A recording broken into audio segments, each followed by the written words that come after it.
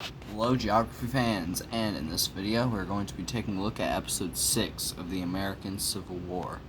It's not really a civil war anymore because, well, the US literally just recently gained its independence back from Canada and Mexico in episode 5, so it's more like an American conquest, but you know.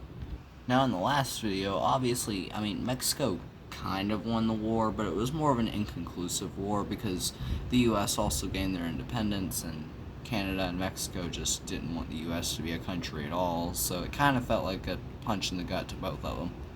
Canada definitely lost land overall. They've just been whittled down to this.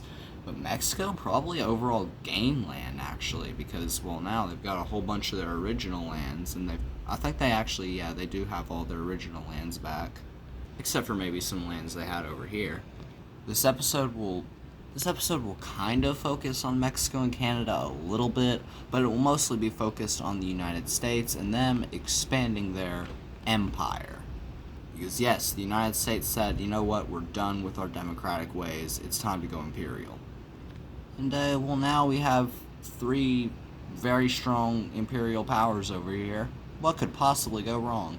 So the United States is going to start their conquest by doing something a little stupid, and that is declaring war on Morocco, Brazil, and South Africa all at the same time.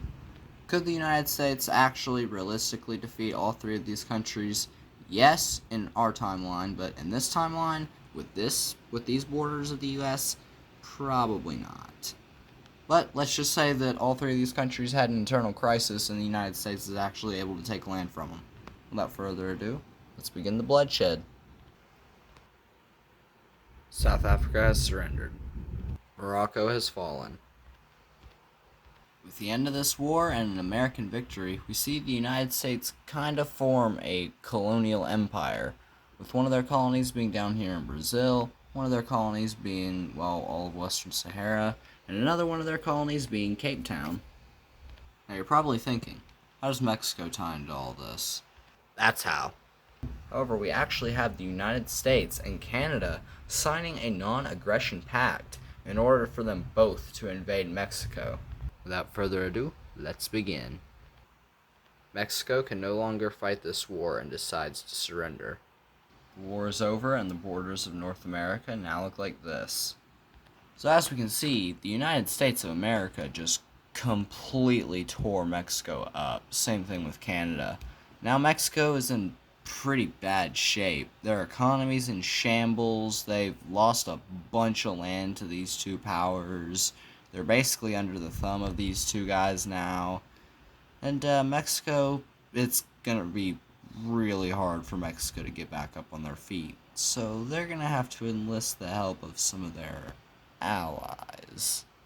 But that is another story for another time, as this episode has come to an end. So, to quick recap, the United States went on a little imperialism trip over here in Brazil, Cape Town, and Western Sahara, and then the United States of America, with their newfound monarchy and, imperialistic empire, they forged a non-aggression pact with Canada, kind of like how Germany and the Soviet Union formed a non-aggression pact in World War II to invade Poland. The United States of America and Canada formed a non-aggression pact to invade Mexico. And it went very successfully. Mexico has been completely tore apart, and, well, they're not doing great as a country, so yeah, it's going to be tough for them to get back on their feet. So yeah, that's going to do it for this episode. Maybe in the next episode we might see the US and Canada duke it out. We might see Mexico do some stuff down here in South America. Who knows what could happen. But that is going to do it for this episode. I'll see all you geography fans in the next one.